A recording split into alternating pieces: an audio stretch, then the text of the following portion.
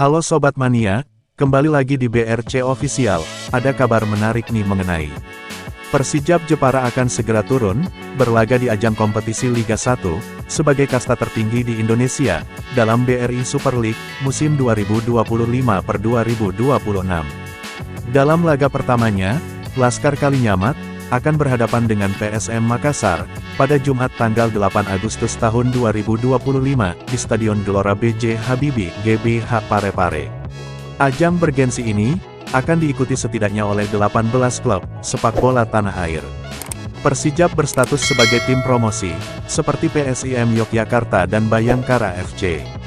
Kendati demikian, racikan komposisi pemain Laskar Kalinyamat ini tak bisa dipandang dengan sebelah mata. Apalagi dengan tambahan 9 pemain asing. Sebelumnya, pada Sabtu tanggal 26 Juli tahun 2025, Persijap telah melakukan pemanasan, dengan bermain dalam laga persahabatan, melawan Persipura Jayapura. Sekalipun dalam laga uji coba ini, skor akhir kacamata, namun menjadi pengayaan pengalaman, dan taktik yang solid sesama anggota tim. Head coach Persijap, Mario Licinio Guerreiro Lemos memastikan, sekalipun bermain di kandang lawan, Laskar Kalinyamat akan memberikan kejutan kepada tim berjuluk Juku Eja tersebut.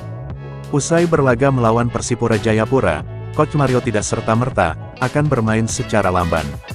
Sebaliknya, para pemain telah disiapkan untuk menggedor benteng pertahanan lawan. Kami akan bermain secara cepat, ringkas Coach Mario, sembari mengevaluasi skuad yang dinahkodainya. Momen perdana tersebut akan menjadi pembuktian yang berarti bagi Persijap setelah mempersiapkan diri menghadapi musim perdananya kembali di Super League usai absen panjang sejak 2014.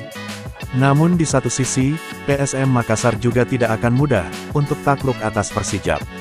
Selain memperjuangkan kehormatan skuad karena bermain di kandang, Juku Eja tentu akan terus berusaha menahan setiap pergerakan para pemain Persijap. Kendati demikian, Presiden klub Muhammad Iqbal Hidayat menyampaikan, meskipun tim baru dan pelatih baru, namun Persijap dituturkannya akan memberikan performa dan penampilan terbaik.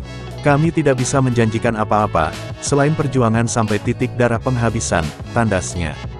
Nah itu dia sobat untuk update kabar hari ini.